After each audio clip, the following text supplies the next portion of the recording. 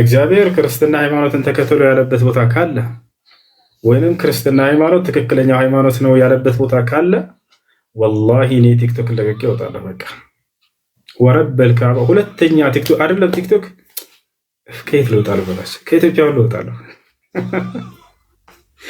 አንድ ቦታ ላይ እግዚአብሔር ክርስትና ሃይማኖትን ተከተሉ ያለበት ቦታ የለም።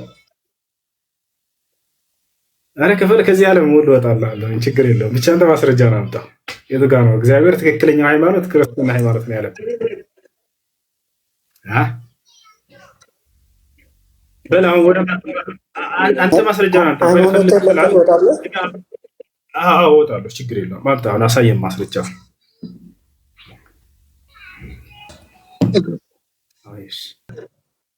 እሺ እግዚአብሔር ክርስቲያን ሁኑ ብሏል አላለም? መጽሐፍ ቅዱስ ላይ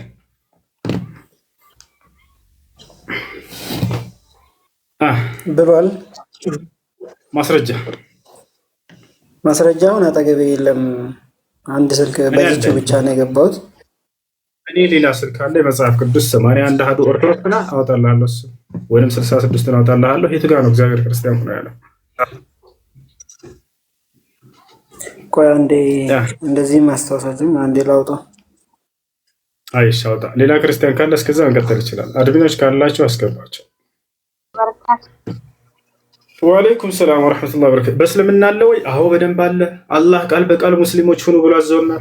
እንዲሁም እስልምና ትክክለኛ ቀጥተኛው ሃይማኖት እስልምና ሃይማኖት ብቻ ነው ብሎ አዘውናል፣ ነግሮናል። ታሳያችሁ፣ ላውጣላችሁ። አላህ ምን እንዳለ ተመልከቱ።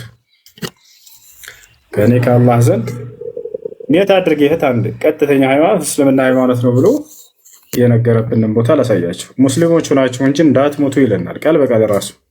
እዚህ ጋር 19 ላይ ተመልከቱ። አላህ ዘንድ የተወደደ ሃይማኖት እስላም ብቻ ነው ብሎ ቃል በቃል ለራሱ አላህ ይናገራል። ልክ እንዲሁ አደራ ሙስሊሞች ሆናችሁ እንጂ እንዳትሞቱ እያለ ያዘናል። እሱን ደግሞ ላሳያችሁ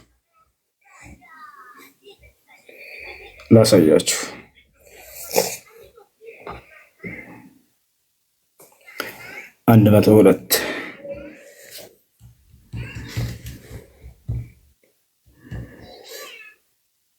ያው አምላክ አላህ ስብሐነ ወተዓላ ራሱ ምን አለ?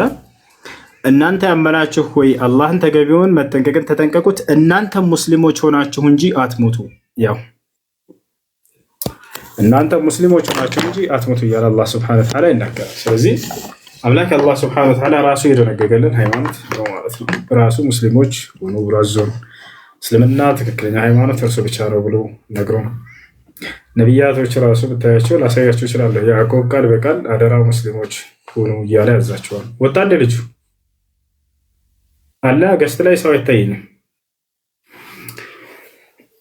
ፈርተህ ነው ወይም አታስገባኝ። ኢየሱስ ነው የሚፈራው። ኢየሱስ እንደሚፈራ ላሳየህ መጽሐፍ ቅዱስ ላይ በጣም በርካታ ቦታ ላይ።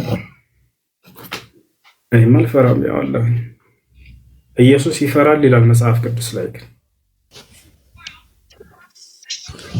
ላሳይ ከፈለክ እግዚአብሔር እሺ እንዴት አመሽ? ደህና አልሐምዱሊላህ። ኢየሱስ ይፈራል አይፈራም? እስኪ ንገራቸው። አንድ ሄል እውነት አፈንዳው ለዚህ ክርስቲያን ታች ላሉ ልጆች ይፈራል በላቸው። ኢየሱስ ይፈራል አይፈራም?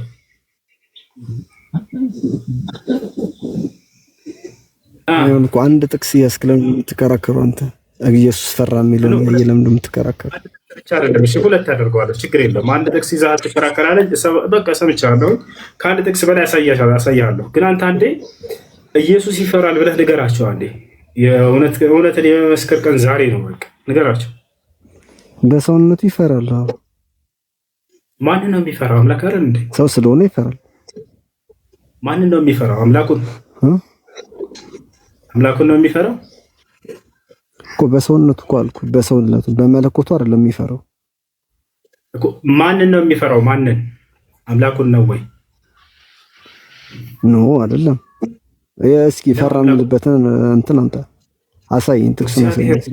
የፈራበትን ምክንያት ልንገርህ። ከዛ እግዚአብሔርን በጣም ይፈራዋል። አሳይኝ።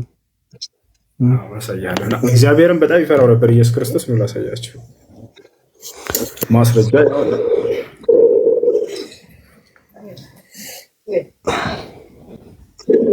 አንድ ጥቅስ ብቻ አይደለም ማሳየህ፣ ብዙ ጥቅስ ነው። አንዴ የመጀመሪያውን ላሳየህ።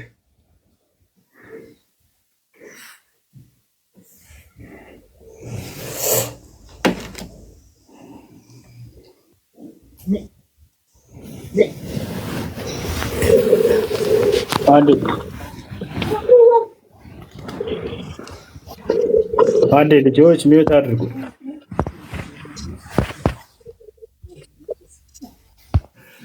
እሺ ያው እነዚህ ጋር አንብበው ከሰማይ መጥቶ የሚያበረታ መልአክ ታየው፣ በፍርሃትም ሲጣጣር አጽንቶ ይጸልይ ነበር። ወዙም በምድር ላይ እንደሚወርድ እንደ ደም ነጠብጣብ ነበረ ይላል። በፍርሃት ሲጣጣር አጽንቶ ይጸልይ ነበር። ያ ኢየሱስ ክርስቶስ ይፈራ ነበር። ምን ትላለህ? ይጸልይ ነበር። ጭራሽ ወደ አምላኩ በፍርሃት አለ፣ ይፈራ ነበር። አየኸው አየኸው። አሎ ሌላ ብጨምርልህ አልበቃ። ክርስቶስ በጣም አምላኩን ይፈራው ነበር። ቃል በቃል ሌላ ቦታ ለስተህ እግዚአብሔርን ይፈራዋል የሚል ለእግዚአብሔር ይገዛል ሁላ ለአብ አረጃስተህ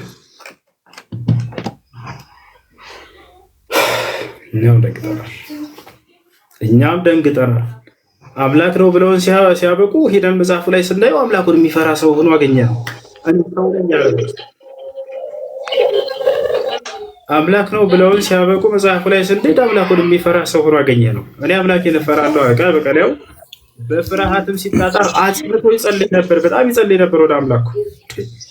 እኔ ሰው ነኝ ያለ ቃል በቃል ዮሐንስ ወንጌል ምዕራፍ 8 ቁጥር 40 ላይ እኔ ከእግዚአብሔር የሰማሁትን የምናገር ሰው ነኝ ፍቱኝ አለ። በቃ ሰው ነኝ። ከማን ሰምቶ የሚናገር? ከእግዚአብሔር የሰማሁትን እውነት የምነግራችሁ ሰው ነኝ አለ። በጣም ይፈራው ነበር እና ይሄን ይመስላል። ምን ትላለህ እኮ? ሁለተኛውን አሳይኝ። ሁለተኛ አሳያለሁ አልከኝ። ሁለተኛውንም ላሳየሽ፣ ችግር የለም። ያው ላሳያችሁ